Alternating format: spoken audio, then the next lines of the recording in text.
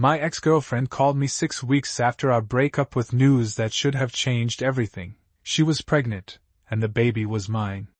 She tried to trap me with a baby that could never be mine. There are secrets we carry our whole lives.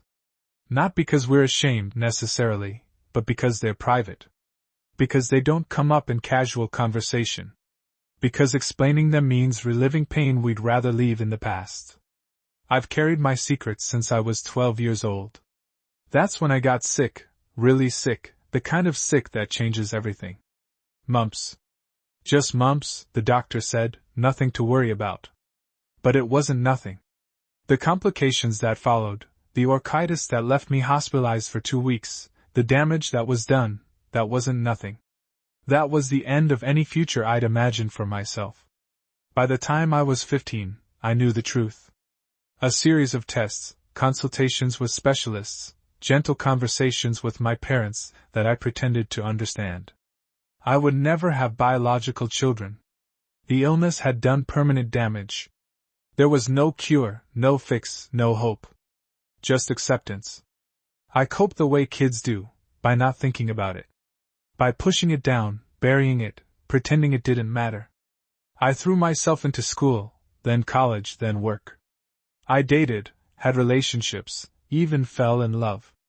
I told myself I didn't need biological children. There were other ways to be a father. Adoption, fostering, maybe just being the world's greatest uncle. I could build a life without passing on my genes. But I never told anyone. Not my college girlfriends, not my serious partners, not the woman I almost married. It felt like too much, too soon, too heavy. Like once I said it out loud, it would become real in a way I wasn't ready for. So I kept it inside, a locked box in the deepest part of me, waiting for the right moment that never seemed to come. That brings me to Maya. I met Maya 3 years ago at a friend's birthday party. She was beautiful, the kind of beautiful that makes you forget your own name, but it wasn't just that. She was funny, smart, fierce. She had opinions about everything and wasn't afraid to share them. She laughed loud and often, and when she looked at you, you felt like the most important person in the world. We hit it off immediately. Talked for hours that first night, exchanged numbers, started dating within a week. The first year was a whirlwind, the kind of romance they make movies about. Dinners that lasted until restaurants closed. Weekends spent exploring the city. Late-night conversations about everything and nothing. I fell hard, and I thought she did too. The second year was harder. The honeymoon phase faded, and real life set in. We had our first fights, our first disagreements about money and time and priorities. But we always worked through them. We were a team, I thought. Partners. Building something together. I started thinking about telling her. About my secret. About the children I couldn't have. We were getting serious, and she deserved to know. But I kept putting it off. Waiting for the right moment. Convincing myself it could wait a little longer. Then, 6 months ago, we broke up. It wasn't dramatic. No huge fight, no massive betrayal. Just a slow realization that we wanted different things. She wanted to travel, to explore, to keep her options open. I wanted stability, roots, a future. We were at different stages, and the gap was widening. The breakup was almost civilized. We talked, cried, hugged. Agreed it was for the best. She moved out of the apartment we'd shared, and I threw myself into work and healing and trying to figure out what came next. I missed her, of course. You don't spend 3 years with someone and just forget them. But I was also relieved in a way. Relieved that I didn't have to have the conversation. Relieved that I didn't have to share my secret. Relieved that I could start fresh, with someone new, when I was ready. I should have known it wouldn't be that simple. 6 weeks after the breakup, my phone rang. Maya's name appeared on the screen, and my heart did that stupid thing it always did, lurched, hoped, ached. I almost didn't answer. But I did. "Hey," I said. "How are you?" "Ethan." Her voice was strange. Tense. Different. "We need to talk." "Okay. What's going on?" A pause. I heard her breathe, shaky and uneven. Then, I'm pregnant. The word hit me like a physical blow. I sat down, actually sat down, right there in the middle of my kitchen, and tried to process what she'd said. Pregnant, I repeated. Yes. Is it mine? Another pause. Longer this time. Then, yes. It's yours. It has to be. We were together until 6 weeks ago. The timing works. I did the math in my head. 6 weeks since the breakup. That meant conception happened right before, maybe right after. Possible. But, Maya, are you sure? Have you seen a doctor? Have you? I'm sure. I've taken 3 tests. I have an appointment next week to confirm, but there's no doubt. I'm pregnant. And you're the father. I couldn't speak. My mind was racing, spinning, trying to find purchase on something that made sense. She was pregnant. She said it was mine? But that was impossible. Completely, utterly, medically impossible. Because I can't have children. I've never been able to have children. The mumps when I was 12, the complication, the damage, it left me sterile. I've known since I was 15. I've carried that knowledge my whole adult life. And I never told her. Maya, listen to me. We need to talk about this. In person. There's something I need to tell you. I know what you're going to say. That you're not ready. That this is too soon. That we're broken up and this complicates everything. I get it. I do. But it doesn't change the facts. This baby is yours. And you have a responsibility. It's not that. It's something else. Something I should have told you a long time ago.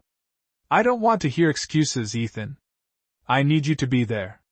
For the appointment, for the decisions, for whatever comes next. I will be. I promise. But first, you need to know the truth. She was quiet for a moment. Then, what truth? I took a deep breath. This was it. The moment I'd been avoiding for years. The secret I'd carried alone. I can't have children, Maya. I've never been able to. A childhood illness, mumps, it left me sterile. I found out when I was 15. I've known my whole adult life that I'll never be able to father a child. Silence. Long, heavy, terrible silence. That's not funny, she said finally. Her voice was cold now. Hard. It's not a joke. I have medical records. I have test results. I can show you. I never told you because I was scared, because I kept putting it off, because I thought we had time. But it's the truth. I can't have children. So if you're pregnant, it's not mine. You're lying. Her voice cracked. You're lying because you don't want to deal with this. You're making up stories to get out of responsibility. I'm not lying. I swear I'm not. I'll prove it. I'll get you the records, talk to my doctor, do whatever you need. But you have to believe me, this baby cannot be mine. It has to be. I haven't been with anyone else. We were together until 6 weeks ago. It has to be yours. Then something doesn't add up. Either the timing is wrong or there's someone else. There's no one else. How dare you? I'm not accusing you. I'm trying to make sense of something that doesn't make sense. If you're pregnant and I'm sterile, then someone else is the father. That's just biology. She started crying. Full, heaving sobs that tore through the phone and into my chest. I can't believe this. I can't believe you're doing this. I came to you with this news, this huge, terrifying news, and you're gaslighting me? Making up lies to avoid responsibility? I'm not making up lies. I'm telling you the truth. A truth I should have told you years ago. And I'm sorry, so sorry, that I didn't. But it doesn't change the facts. I can't be the father of your baby. You need to prove it. You need to take a DNA test. As soon as the baby is born. You need to prove that you're not the father. I will. Gladly. But Maya, you need to prepare yourself. The test is going to show what I already know. And when it does, you're going to have to face some hard questions about where this baby really came from. She hung up. I sat in my kitchen, phone in hand, and stared at nothing. My secret was out.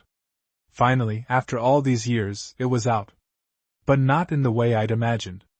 Not in a moment of intimacy and trust. In a moment of accusation and pain. And the worst part? I had no idea what was going to happen next. The weeks that followed were a nightmare. Maya refused to believe me. She'd text, call, show up at my apartment, alternating between anger and pleading. Sometimes she'd accuse me of lying, of making up stories, of trying to destroy her. Other times she'd beg me to be there, to support her, to help her through the pregnancy. She'd swing from, "I hate you," to, "I need you," in the same conversation, leaving me dizzy and exhausted. I offered to show her my medical records. She refused to look. I offered to have my doctor talk to her.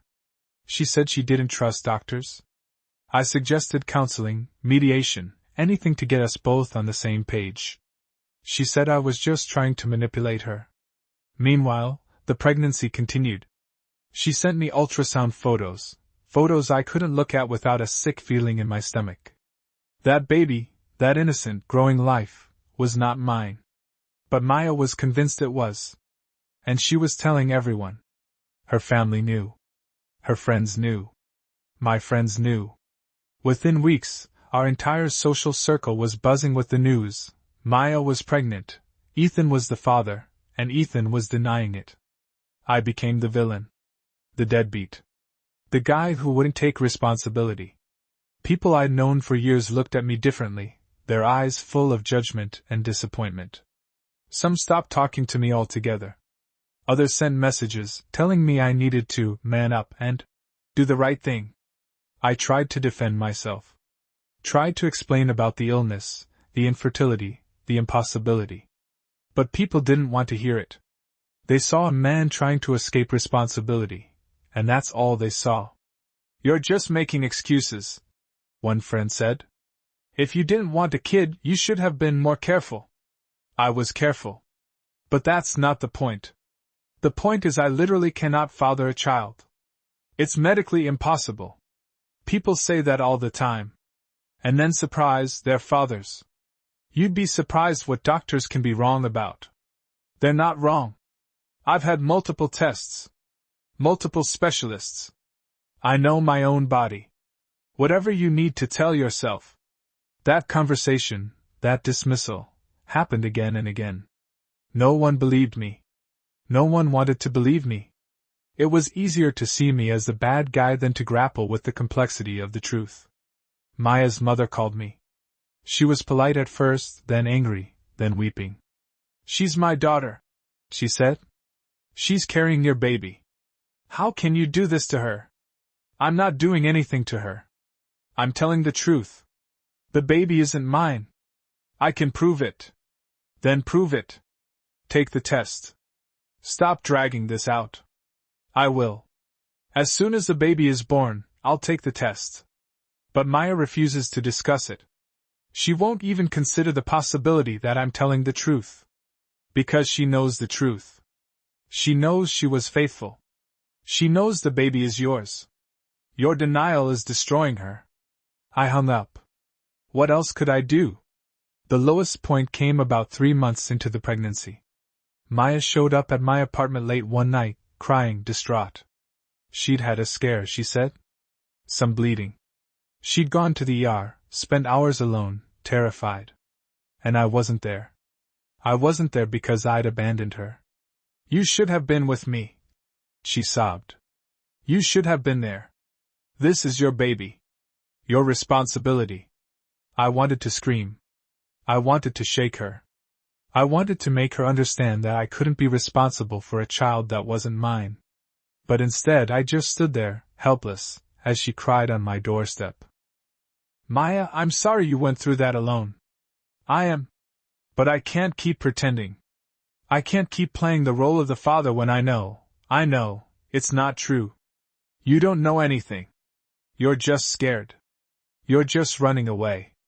"I'm not running. I'm standing here, telling you the truth, begging you to hear it. When the baby is born, the test will prove it. And then what?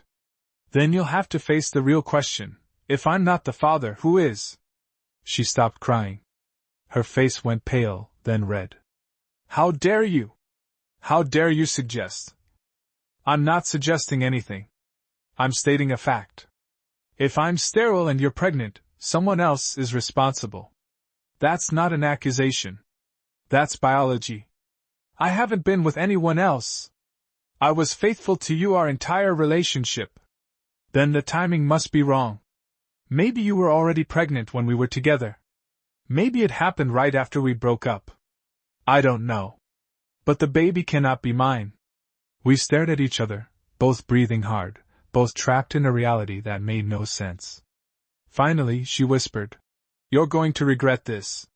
When that baby is born and it has your eyes, your smile, your everything, you're going to regret every word you've said tonight." She left. I closed the door and leaned against it, sliding down to the floor. For the first time in months, I let myself cry. The next 5 months were a waiting game. A long, agonizing countdown to a moment that would either vindicate me or destroy me. I stopped trying to defend myself publicly. Stopped explaining, justifying, arguing. What was the point? People believed what they wanted to believe. Maya's narrative was simpler, cleaner, more emotionally satisfying than mine. I was the villain in that story, and no amount of evidence would change their minds. Instead, I focused on preparation. I found a lawyer who specialized in family law. I gathered my medical records, years of them, from multiple specialists, all confirming my sterility. I found the doctor who diagnosed me as a teenager, and he agreed to testify if needed. I built a case, brick by brick, for the moment the truth would finally come out. Maya, meanwhile, continued her narrative. She posted pregnancy updates on social media, always with pointed comments about single mothers and deadbeat dads. Her friends rallied around her, organizing a baby shower, a registry, a support network. I was mentioned only in whispers, the villain off stage, the man who'd abandoned his child. I heard through mutual friends that she named the baby, a boy, she'd learned, and chosen a name that had significance in her family. She was making plans, building a future, preparing for a life as a single mother. And all I could do was wait. The baby was born on a Tuesday in June. I found out through a text from a friend. Maya had the baby. A boy. 8 pounds. Everyone's healthy. I stared at the message for a long time. Somewhere in the city, a child had been born. A child that Maya believed was mine. A child that would, in a few months, prove my innocence or condemn me forever. I texted Maya. Just, congratulations. I hope you're both doing well. She didn't respond. A week later, I got a call from her lawyer. Formal, cold, professional. They were filing for child support. They wanted a DNA test to establish paternity. They were prepared to move forward with legal action if I didn't cooperate. I almost laughed. After all those months of refusing to discuss a test, she was now demanding one. Her lawyer must have advised her that it was necessary for the support case. She had no choice. I'm happy to cooperate, I told the lawyer. Schedule the test. I'll be there. The test was scheduled for 3 weeks later. I arrived early, nervous but calm. Maya was already there, holding the baby, a tiny, perfect boy with dark hair and a scrunched-up face. She didn't look at me. Didn't acknowledge me. Just sat there, rigid, staring at the wall. The procedure was quick. A cheek swab for me, a cheek swab for the baby. A few minutes of awkward silence. And then it was over. We were told the results would be available in a week. As we left the building, Maya finally spoke. You're going to be proven wrong, she said quietly. And then you're going to have to live with what you've done. I stopped. Turned to face her. Maya, I'm not wrong. I've never been wrong about this. When the results come back, you're going to have to face some hard truths. And I hope you have support, because it's going to be devastating. You're so confident. So sure. You don't even have a doubt? I don't have a doubt. I've known since I was 15. I've carried this secret my whole adult life. If there was even a chance I could have children, I would have told you. I would have been overjoyed. But there's no chance. There never was. She looked at me then, really looked, for the first time in months. Something flickered in her eyes. Doubt? Fear? I couldn't tell. The results will show the truth, I said. And whatever that truth is, we'll have to deal with it. Together or separately. But at least it will be the truth. I walked away. Left her standing there with the baby, alone with whatever thoughts were running through her mind. The week that followed was the longest of my life. I barely slept, barely ate, barely functioned. I replayed every moment of our relationship, every conversation, every fight. I wondered if there was something I'd missed, some sign that she'd been with someone else. I wondered if she'd been assaulted, if there was trauma she hadn't shared. I wondered 1,000 things, none of them answerable. Finally, the day arrived. I met her at the lawyer's office. She was pale, drawn, nothing like the confident woman I'd known. She clutched the baby, now 6 weeks old, more alert, more present, and she wouldn't meet my eyes. The lawyer opened the envelope. Read the results. Looked at us both with an expression I couldn't read. Mr. Chin, he said. The DNA test confirms that you are not the biological father of this child. The words hung in the air. I felt a rush of relief so intense I almost collapsed. But then I looked at Maya, and the relief turned to something else. Something closer to grief. She was crying. Silent tears streaming down her face, her body shaking. She looked at the baby, then at me, then back at the baby. That's impossible, she whispered. It has to be wrong. The test has to be wrong. It's not wrong, the lawyer said gently. The probability of paternity is 0%. Mr. Chin is excluded. Maya stood up, still holding the baby, and walked out. Didn't say a word. Just left, carrying that innocent child, alone with a truth she couldn't escape. I sat there for a long moment, processing. Then I followed her. She was in the parking lot, leaning against her car, sobbing. The baby was crying too, sensing his mother's distress. It was a scene of utter devastation. Maya, I said softly. She looked up, her face ravaged. Who is his father? I don't understand. I was faithful. I swear I was faithful. Maya, I believe you. But the test doesn't lie. Someone else is his father. You need to think. You need to remember. She shook her head, bewildered. I can't. Was there anyone? Even briefly? Even before we broke up? Her eyes widened. Something flickered in them, memory, realization, horror. There was one night, she whispered. After a work party. I'd had too much to drink. A colleague drove me home. I don't remember everything. I thought nothing happened. I thought he just dropped me off. But maybe. She trailed off, unable to finish. I didn't know what to say. Didn't know how to comfort her. Didn't know if I even should. Maya, you need to get a lawyer. You need to figure out your options. And you need to be honest with yourself about what happened. She looked at me broken. You were telling the truth the whole time. And I destroyed you. I destroyed your reputation. I made everyone believe you were a monster.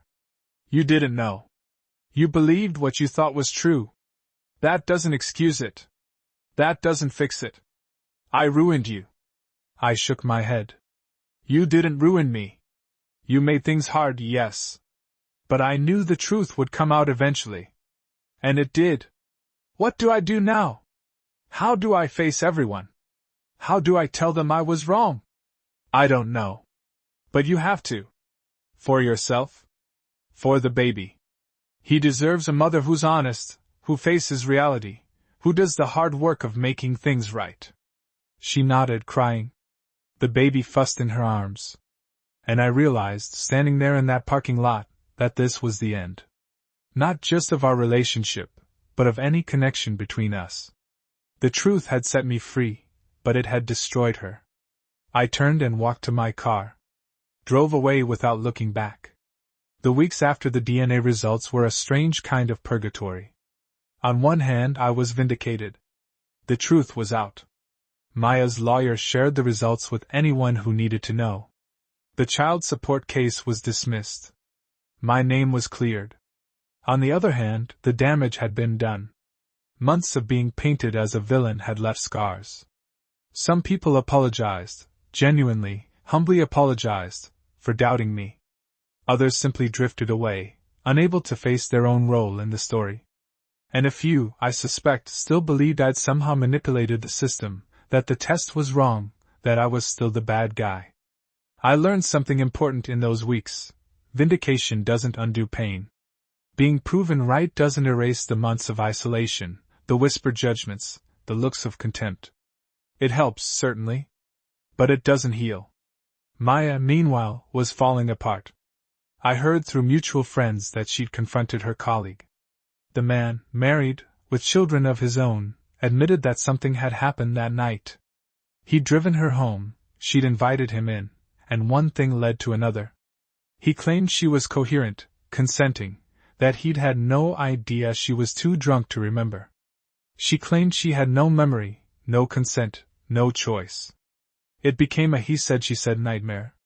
She tried to press charges, but without evidence, without memory, without anything concrete, the police declined to pursue it.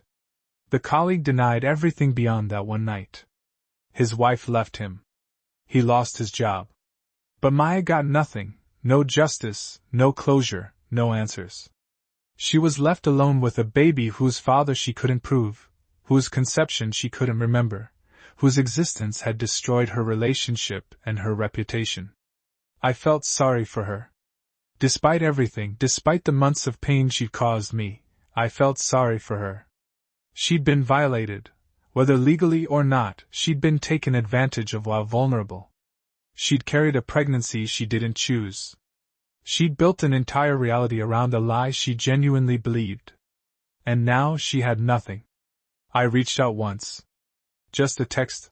"I'm sorry for what you're going through. If you need anything, let me know." She didn't respond.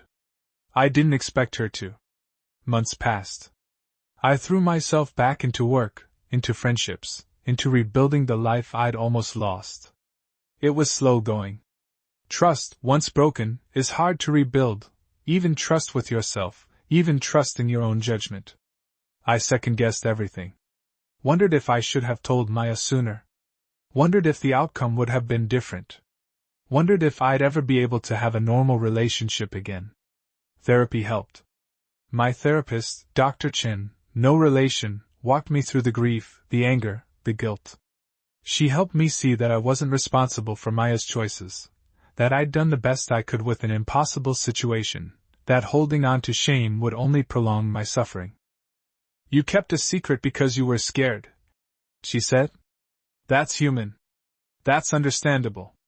And yes, it complicated things. But Maya's choices, her refusal to believe you, her campaign against you, those were hers. You didn't cause them. You couldn't control them. Then why do I feel so guilty? Because you're a good person. Good people feel guilty even when they shouldn't. The question is whether you let that guilt define you, or whether you use it to grow." I chose growth. I started being more open about my infertility. Not broadcasting it, not leading with it, but not hiding it either. When relationships started getting serious, I brought it up early. Some women were understanding. Some weren't. But at least there were no secrets, no surprises, no accusations. It was liberating in a way. Owning my truth, even the painful parts, even the parts I'd hidden for so long. I realized that my infertility wasn't something to be ashamed of. It was just a fact. A sad fact, maybe, but not a shameful one. And the right person would see past it. I started dating again. Carefully, slowly, with boundaries I'd never had before. I learned to trust my instincts, to walk away when something felt off, to communicate clearly and honestly from the beginning. And then I met someone. Her name is Nora. I met her 18 months after the DNA test, at a friend's barbecue. She was laughing at something, head thrown back, completely unself-conscious. I noticed her immediately. We talked for hours that afternoon. About work, about life, about nothing and everything. She was smart, funny, kind, the kind of person who makes you feel like you've known her forever. By the end of the night, I had her number. The second date I told her about the mumps, the infertility, the impossibility of biological children. I'd learned my lesson. No more secrets, no more waiting for the perfect moment. Just the truth, offered openly, with no expectations. She listened without interrupting. When I finished, she was quiet for a moment. "Thank you for telling me," she said. "That must have been hard." It was. But I've learned that hard conversations are better than hard surprises. She nodded. I appreciate that. And for what it's worth, it doesn't change anything. I'm not dating you for your ability to have children. I'm dating you for you. I almost cried. Right there in the middle of the restaurant, I almost cried. We've been together for 2 years now. We live together, talk about the future, make plans that include adoption and maybe fostering and definitely dogs. She's met my family, and they adore her. I've met hers, and they're wonderful. I haven't told her everything about Maya. Some details are too painful, too private, too much to share. But she knows the broad strokes, and she's never judged me for any of it. You did the best you could with an impossible situation, she said once. That's all anyone can do. The last I heard about Maya, she'd moved away. Different city, fresh start, new life. She's raising her son alone, and from the occasional updates I see through mutual friends, she's doing okay. Not great, maybe, but okay. The baby, no, he's a toddler now, is healthy and happy. That's something. I hope she's found peace. I hope she's healed. I hope she's forgiven herself for the pain she caused, just as I've forgiven her. Holding on to anger would only hurt me, and I've been hurt enough. The other day, Nora and I were walking through the park, holding hands, watching families play and children run. She stopped suddenly and pointed at a bench near the pond. Sit with me for a minute? We sat. She turned to me, her expression serious. I've been thinking about the future, she said. About our future. And I want you to know that I'm in. All the way. Whatever that looks like. Kids or no kids. Biological or adopted. I don't care. I just want you. I looked at her, this woman who'd seen my deepest wound and loved me anyway, and I felt something I hadn't felt in years. Hope. Real, unguarded, uncynical hope. I want you too, I said. More than anything. She smiled. Leaned in. Kissed me. And in that moment, I realized something profound. The secret I'd carried for so long, the pain I'd hidden, the fear that had shaped my life, it didn't define me anymore. It was just a part of my story. A chapter, not the whole book.